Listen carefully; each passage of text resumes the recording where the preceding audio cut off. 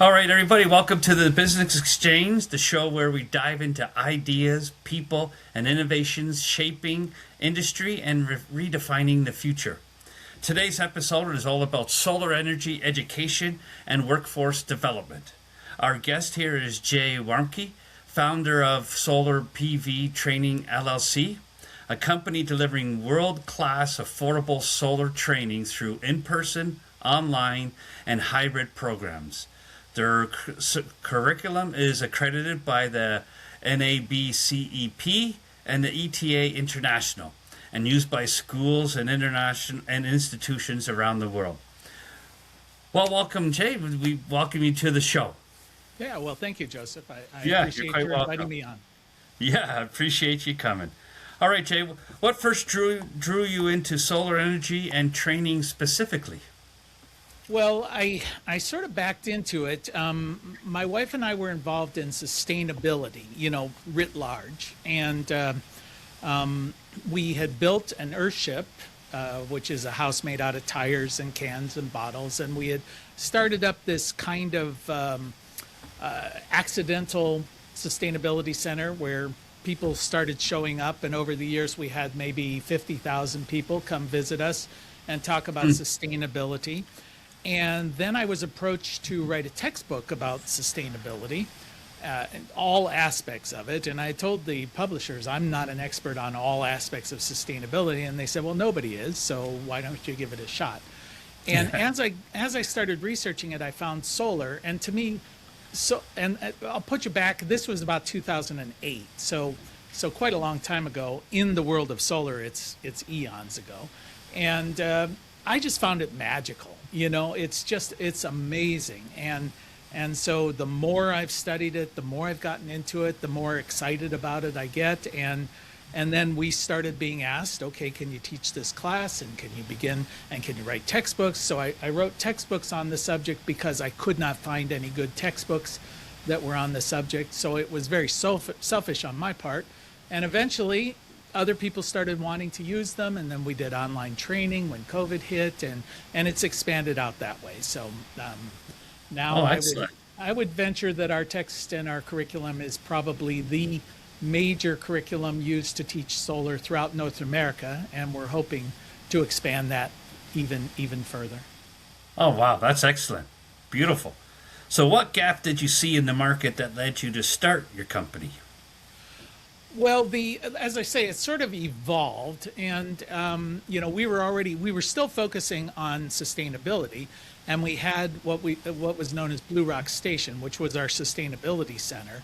Now, since then, we've transferred that 40 acres to a nonprofit, and that's going to live on without us. And I'm just focused entirely on solar. So each step, we started getting into creating labs for classrooms because I found that the existing ones I didn't like, so I made my own.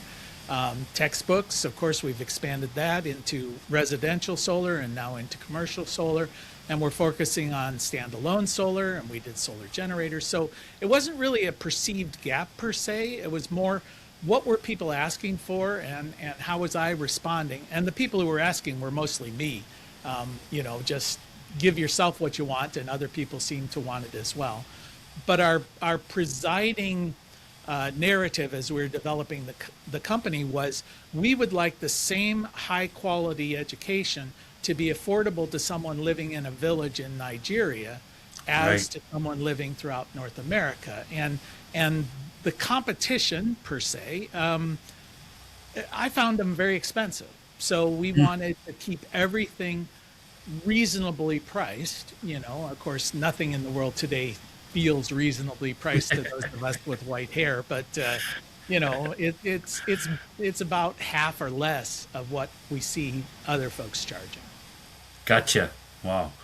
So from your perspective, what's holding the solar industry back from scaling faster?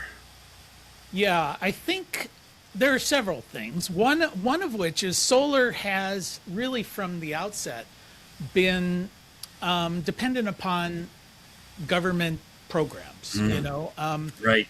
And I feel like we need to put our big boy pants on. We're already the most competitive technology when it comes to energy generation. I could say the same for fossil fuels. They're still subsidized heavily. They should put their big boy pants on too. And you Right. know, I always say that the fossil fuel industry is on welfare and they're still losing, and they're losing in a major league way. But solar, you know, we should be better. We should be competing without these government subsidies. And here in the U.S., we're finding that's kind of our reality today. But we're, and then the second thing is, I feel like our industry has lived in the world of low volume, high margin, and we need to transition to high volume, low margin. You know, Right. every solar installer wants to make a killing on every job, you know, so the price is artificially elevated because they're looking at low volume with very high profitability on each job.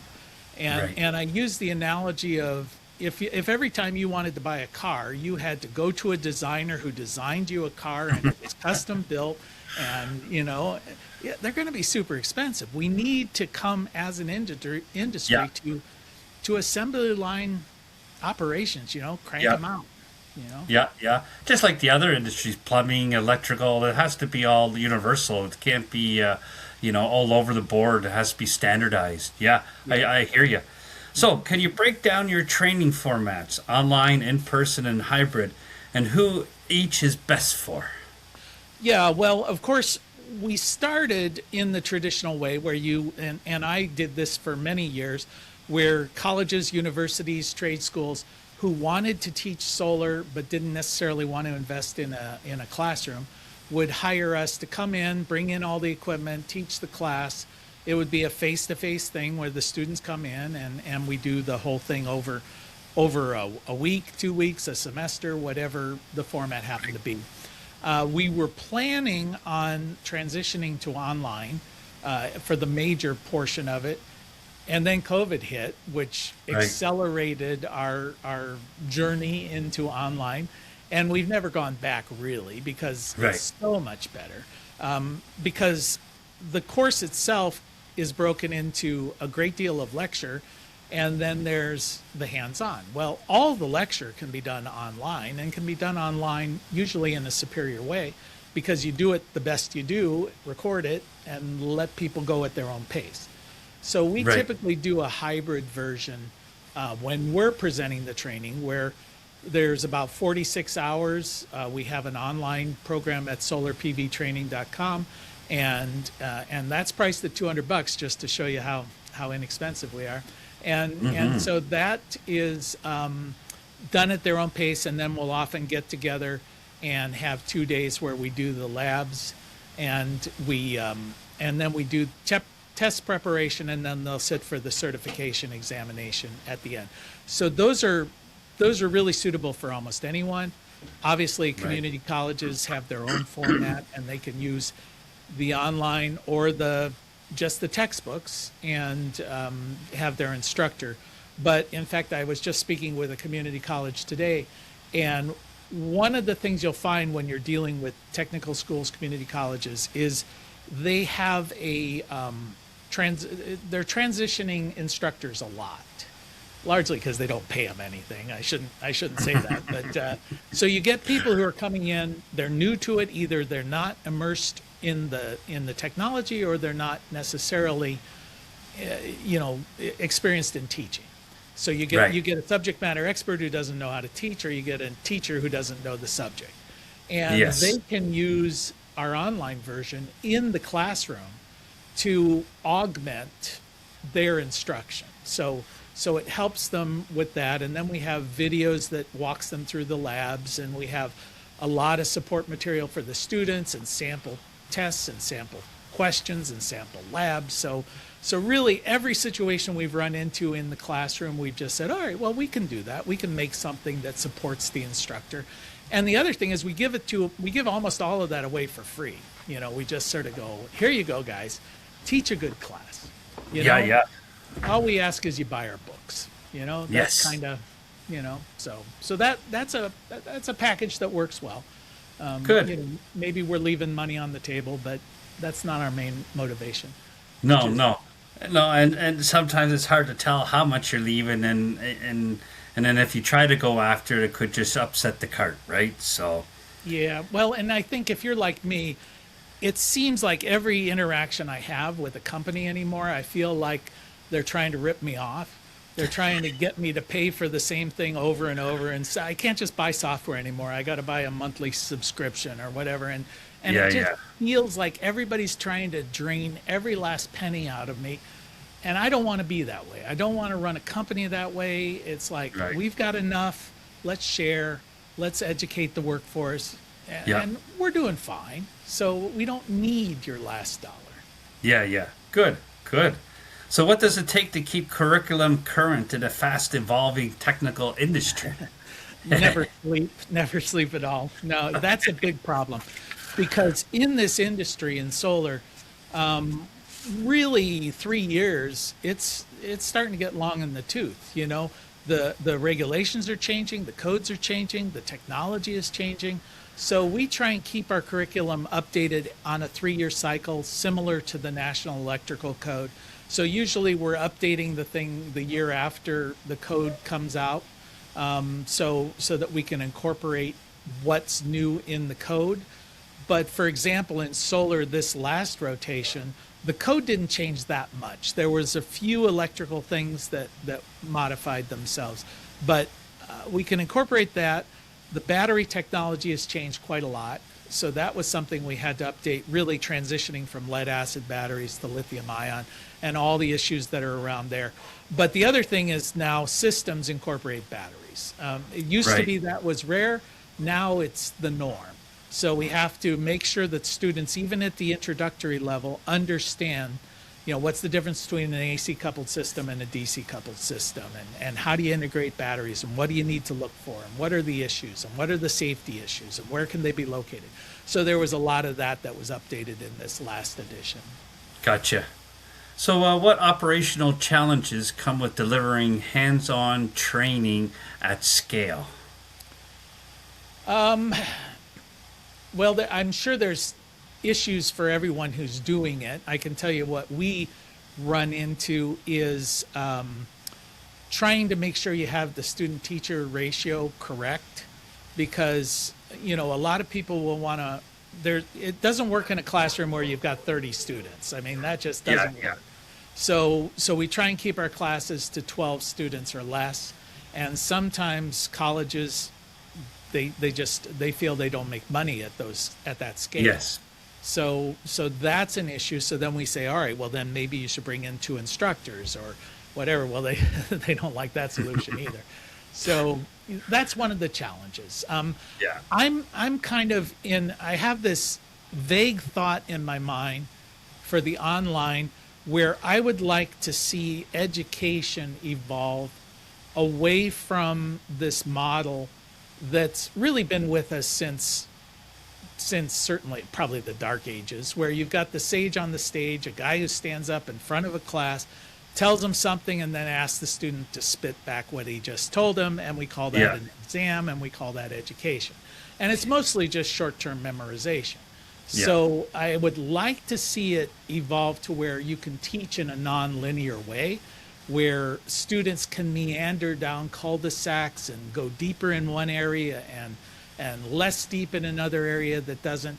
But with artificial intelligence, I feel like we can direct them back to the core issues, so that as they're wandering, we just keep nudging them to stuff that they really shouldn't skip.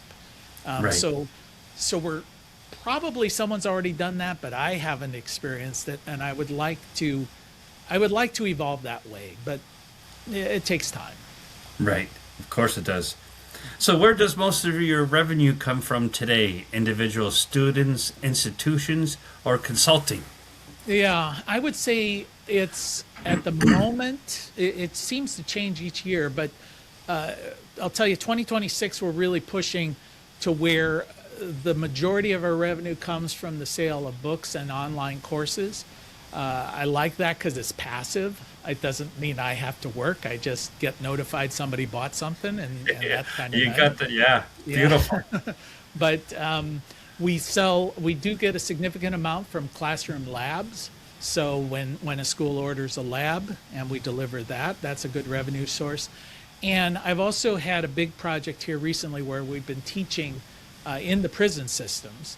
So we're doing workforce development there, where we're physically going out and instructing in the prison system here in Ohio. It could expand into other areas, but so that's a significant amount of time for sure, and income.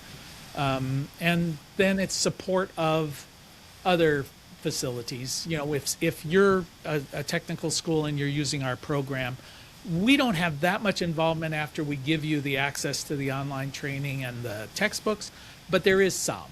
You know, there's the monitoring of the students, and we usually, we've sort of evolved to where it's set up so the instructor can register their own students in their own class. But my experience is answering 75 questions about how to do it, it's just easier just for us to do it. So we usually just say, hey guys, send us your roster and we'll take care of it. You know, Gotcha. And now you're good to go. So so that solves a lot of problems for us to just handle the registrations ourselves. Yeah. No, that's a great way to partner with your clients too, to show that you're supporting them in that way. That's beautiful. So how predictable is revenue in the solar training and certification space? I mean, for us, it's been remarkably, it's been growing dramatically. I'd say for the last 4 years, we've seen about a 50% increase in revenues each year. Nice. I do not anticipate that happening in 2026 because we do work with a lot of colleges, universities, and technical schools.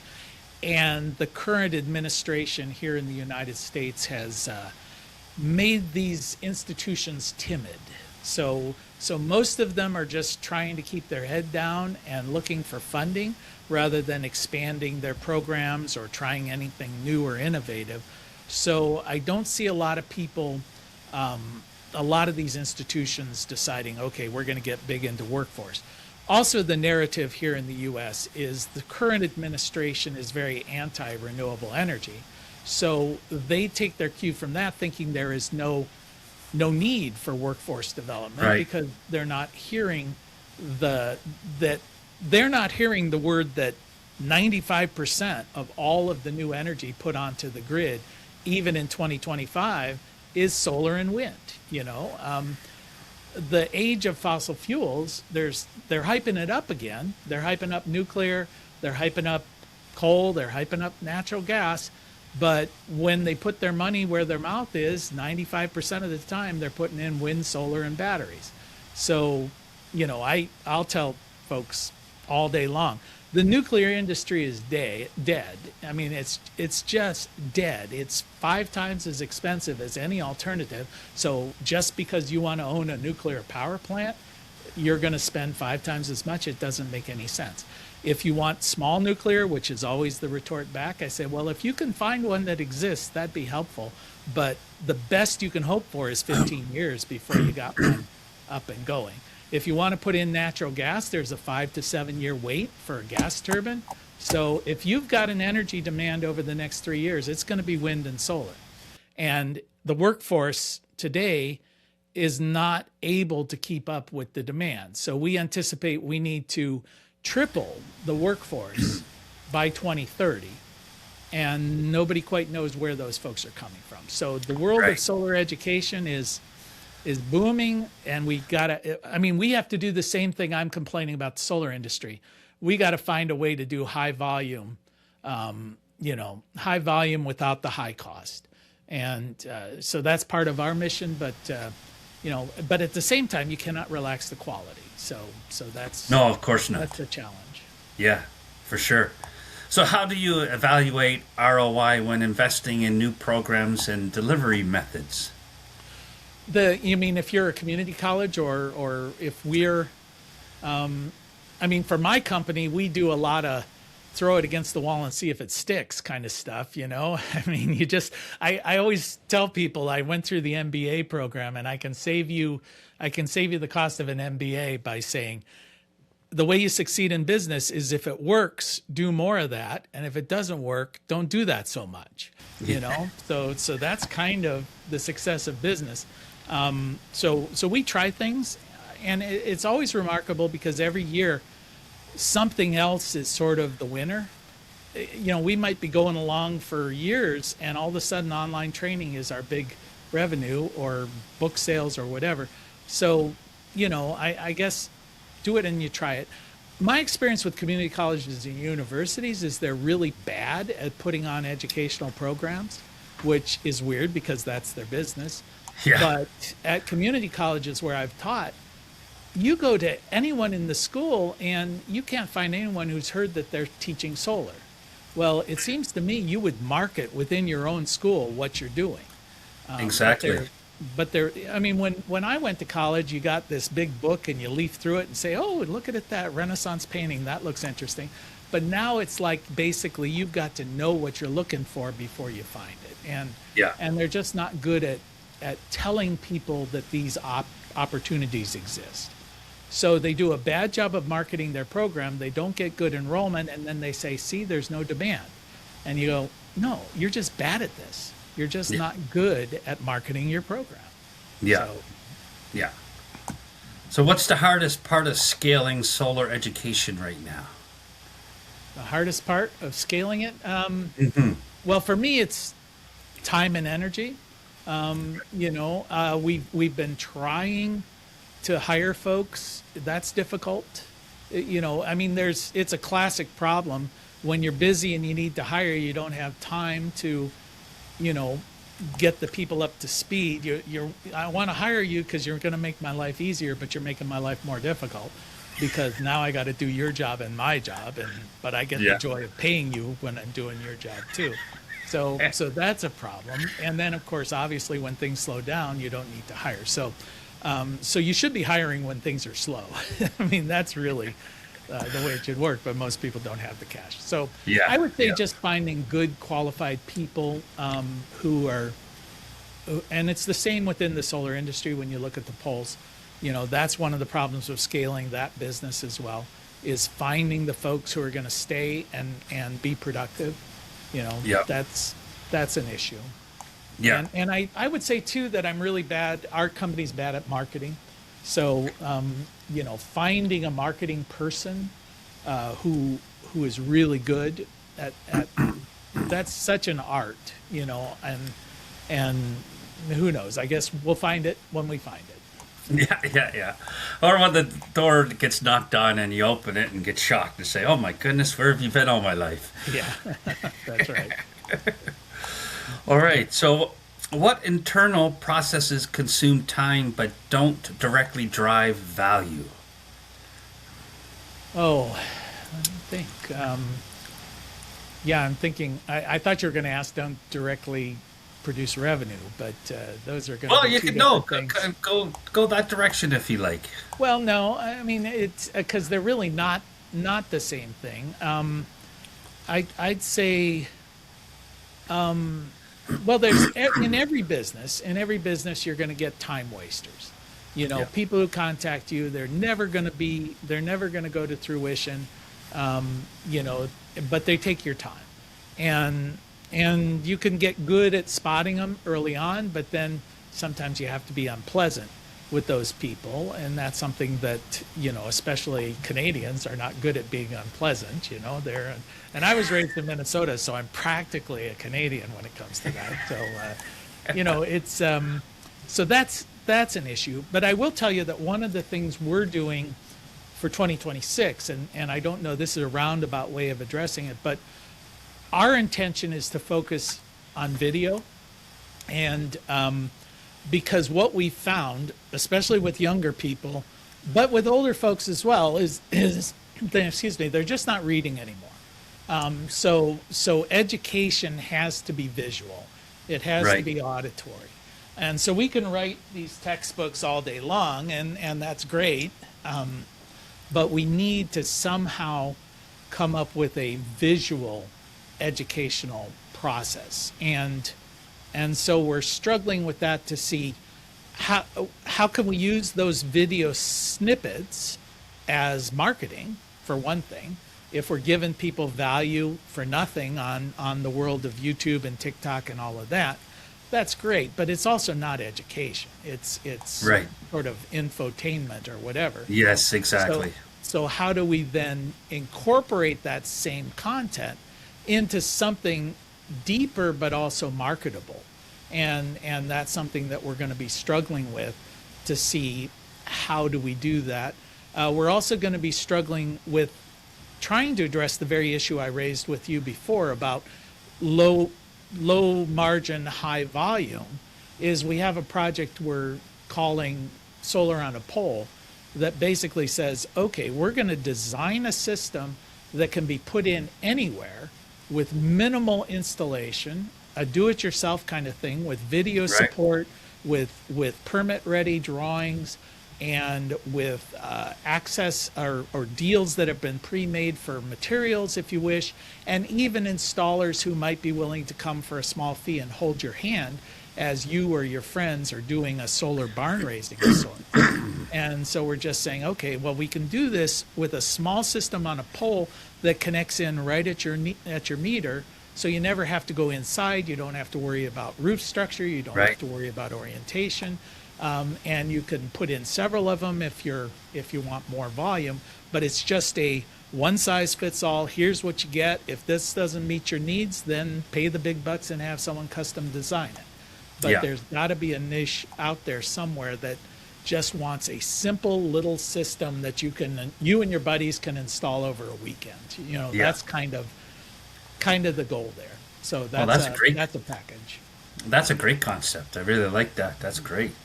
So if you could remove one major obstacle from your business today, what would it be? Anxiety, that would be the main thing.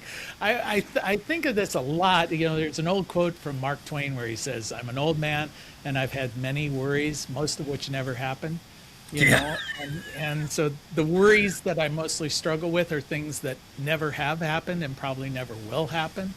Yeah. So that part of it is a struggle for me. The struggle about everything must be perfect, that kind of, the perfection is the enemy of good or whatever.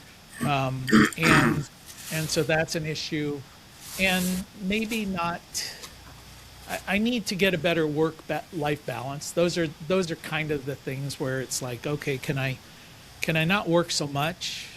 Most of what we do, I really enjoy, and that's one of the problems. Is because if you're enjoying it, then probably doing too much of it, and even if you love to play golf or whatever, if you're playing 12 hours a day, you're probably going to get burned out. So so those are the things I'm struggling with. It's just You mentioned that marketing is a bit of a struggle for you. What sort of marketing campaigns have you tried in the past? Well, we've tried, the main one that we look at that I would say we're really bad at is any of the social media stuff. When you start saying, okay, I want to advertise, well, where do you advertise? Well, we can use Facebook. Well, can you really? I mean, are you any good at it? I'm not. If you pay for the ads, I found that the algorithms at Google or at Facebook, basically, if you're paying for exposure, they cut you off from organic exposure. So then you're locked in to just paying them lots and lots of money to get the same level of attention you were getting for free before you started paying them. So that just gets right at it under my craw, and I'm like, well, why am I paying you to just rip me off? But then I'm not that effective at it anyway. And then when you get into the world of TikTok and Twitter and all of those things, I've never even used them. So I know I'm crap at that. But then you get a 20-something, and they're supposed to be good at it, but I haven't found that person yet. So that part is difficult. We've done email marketing, but really I'd say the reason we've been growing so steadily is word of mouth, and word of mouth's always the best. If you get a client who then recommends you to somebody else and recommends you, and so on, and it grows organically. So I guess I shouldn't complain if we're growing 50% a year and I'm saying we're crap at marketing. Maybe I'm being too hard on myself because I don't want to grow any faster than that anyway. So, yeah, Just certain areas you might suck at marketing, but like you well, said, if you I know I'm not good at it. yeah And that's important because I think most people, overestimate their abilities in some areas. Yeah. And I just want to be honest with myself and say, listen, if there's an area we need to improve, it's got to be that. And yeah yeah. yeah yeah, and that's the strength of a great leader like yourself, is to recognize that and understand that it's a weakness, but address it and do your best to get through it.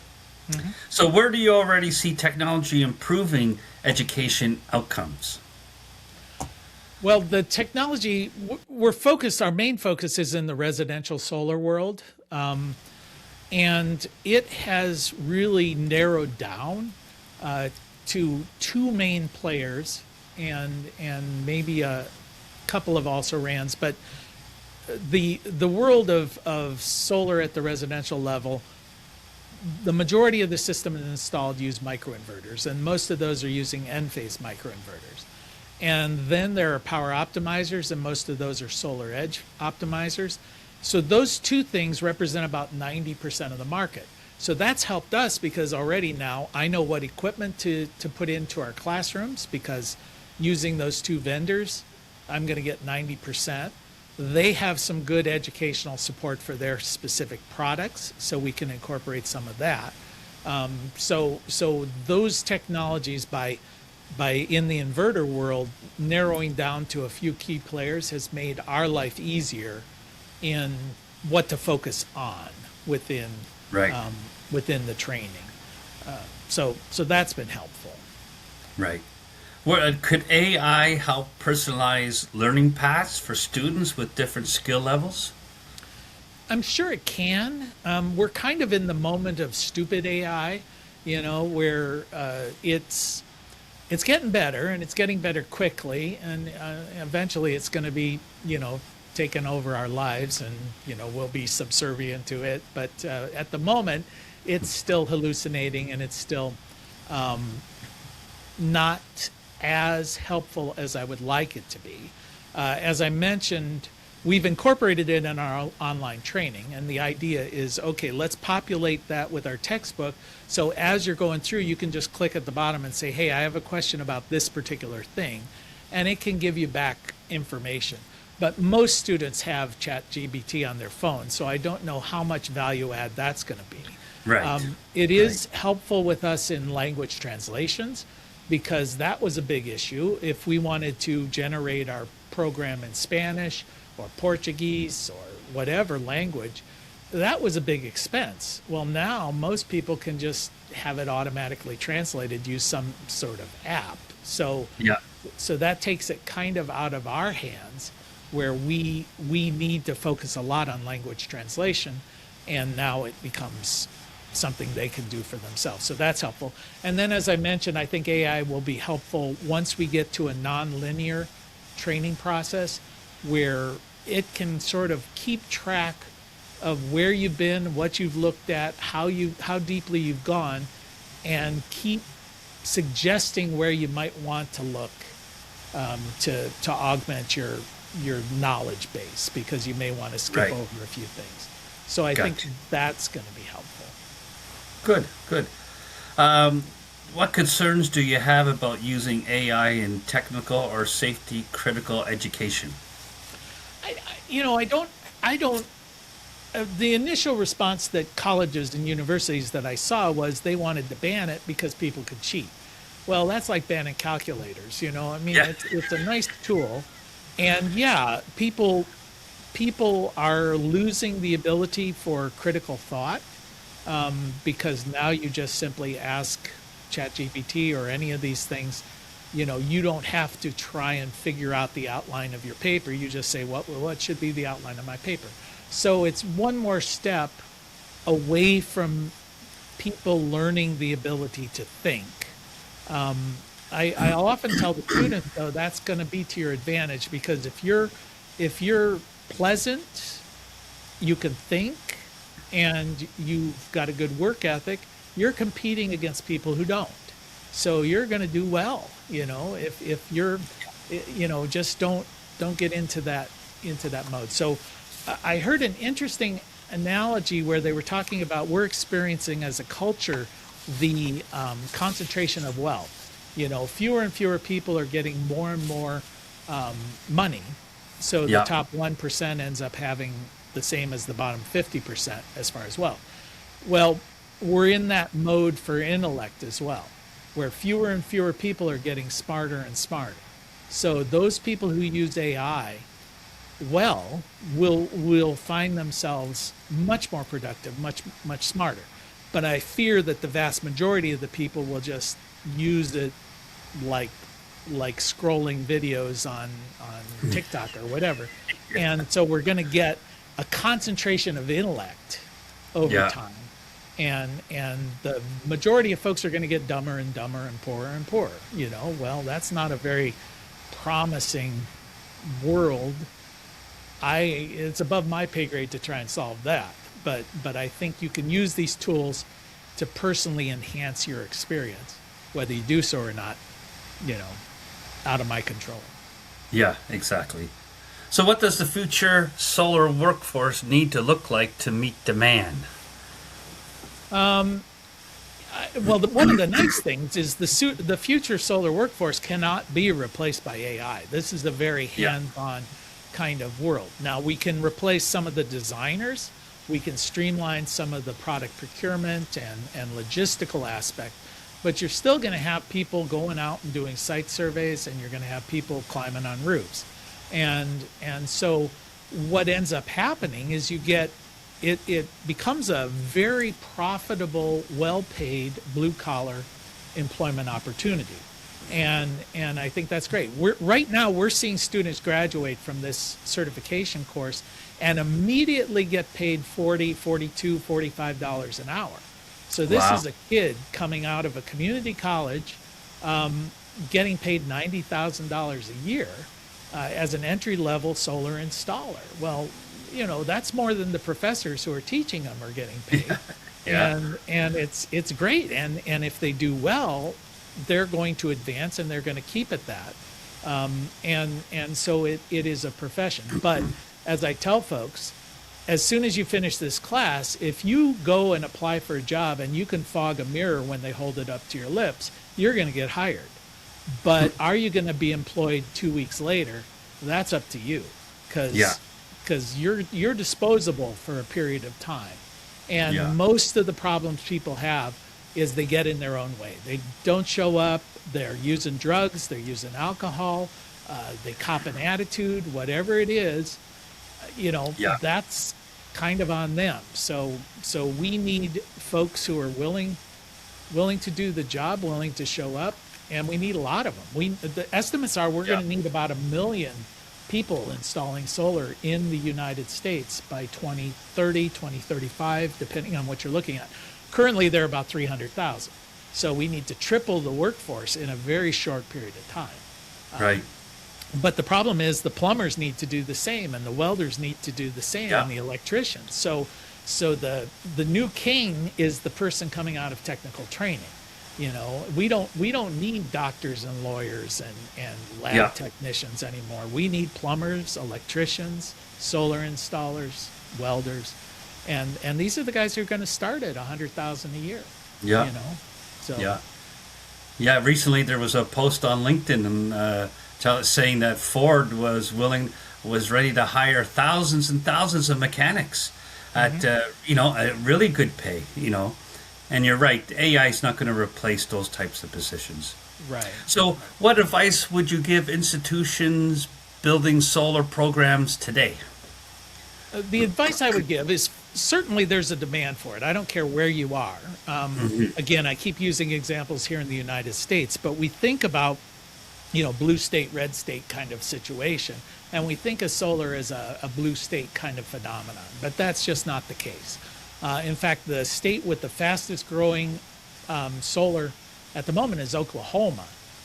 You know, we're seeing states like Kentucky, Indiana, you know, Alabama, Mississippi. Ohio is ranked like 4th in the nation for solar at the Wow. moment. And a lot of the reason for this is those blue states, California, Colorado, New York, they were early adopters. and now everybody else is catching up. So this is where the growth is at the moment. Texas is the leading, the big dog when it comes to solar in the United States, and we don't think of Texas as a liberal bastion of, philosophy at the moment. Right. So, so it is something that anywhere, any community college, any technical school, there is going to be a localized demand. And the main thing I would say is market the program internally and externally properly, and hire somebody who will teach it who is qualified, because they tend to, as I said earlier, not market it, and then they put some mediocre instructor in there just because they're the ones who will work for the wages they're willing to pay, and then they wonder why it doesn't succeed. And if you put out a bad product, you're not going to be successful. So that's unfortunate, but it's kind of the norm when we get to that educational level. Gotcha. Good. All right, here's my last question. So what excites you most about the future of renewable energy education? Oh, education per se. Yeah, I have a hard time differentiating between the world of renewable energy and the teaching of renewable energy, because I guess I become a bit of an evangelist when it comes to this. I like to tell people you will be green because it's in your economic self-interest to be so. So that's nice that this is an industry that is transforming the world. And I would say that there are probably 3 technologies that are going to be foundational over the next several decades when it comes to how our world is changing. One is artificial intelligence that we just touched on. Another one is solar and storage technologies. And the third is probably the CRISPR technology, with genetic mutation. So I'm not that interested in that, but I know it's going to change a lot of stuff. So it's nice to be one of those foundational things where everything we do is new and exciting. It reminds me a bit of back in the late 70s, early 80s when I was studying computer science, and Apple was being formed and Microsoft was being formed and personal computers, and it was, every day was exciting. Every day there was a new leap in technology. So we're in that moment here with solar. And while it's impossible to know which businesses are going to succeed and which are going to fail, I know for certainty that the industry is going to succeed. So to be part of that growth at the moment when you're right at the bleeding edge of this, that part is exciting and that's interesting. And as an instructor in that, I guess I find myself saying, all right, this should be about doing it right from the beginning. How do we make that happen? How do we give good quality, affordable, get the right people in there, get them excited? That to me is fun. That's exciting. And yeah, we've got to walk through this maze of dealing with AI and dealing with the fact that traditional teaching methods are no longer working, and we've got to come up with new formats, new ways of delivery. But that's part of the exciting part of it as well. So it sure is. Perfect. Good. Well, Jay, thank you very much. It's been fascinating to learn about your company, Solar PV Training LLC, and the solar industry. How can people get in contact with you? Yeah, probably the best way would be to go to solarpvtraining.com, and you can access it. You can contact us through the Contact Us page there. There's a lot of materials there. One of the things we do each week is we have an event we call Solar Noon Tuesday. So every Tuesday at noon Eastern Time, we have a forum where people join in from all over the world. We talk about what's happening in the world of solar. We go into a deep dive about a specific topic. That's all free, or everybody's invited to join in. So if you drop me an email, you can send it to jay@solarpvtraining.com, or you can use the contact form, and we'll put you on the list and join on in. You can lurk in the background or you can participate with the discussion as we're doing that. But we've recorded 4 years of these conversations, and they're all on our website. So there's a lot of good free technical information there that you can get. And we have a YouTube channel, and we have all of that where there's probably 500 videos in there that we've done over the years. So yeah, lots of stuff. We give away a lot of stuff for free, and that's kind of what we do. And then hope you'll pay us. In fact, that's one of the ways that we grew very dramatically during COVID. Is one of the things I saw was that most of the schools were saying you need to transition to online training, and you've got 2 weeks to do it, and we're not going to pay you to do that transition, and oh, by the way, you don't know how to do it. So we had developed this online training course, and we had the thing ready to go. And so I contacted every school that I could identify throughout North America and said, guys, I know your situation. We'll give this to you for free. It's available to you. Use it in your classroom because I feel your pain. All I ask is that when you got the budget, if you can buy it, if you like it, and that turned out to be a great marketing strategy because not only are we the good guys, but I felt confident that our product was superior to whatever they were using. And now they're going to get a taste of it and they're going to go, wow, I like this. So yeah, and I'll buy it, and it's cheaper than what we were paying for the other stuff. So that's kind of how we got that sort of kickstart during COVID, and now we've sort of stayed and just sort of ridden that wave. Oh, that's excellent. That's great. Well, folks, that's a wrap today to the Business Exchange. If you enjoyed the conversation on solar, workforce development, and the future of education, make sure to subscribe and share, and we'll see you next time. Perfect. Good. Well, Jay, that was a pleasure. Thank you very much. Very educational on my part. I learned a lot today. Well, I appreciate the invite and glad to join in. So.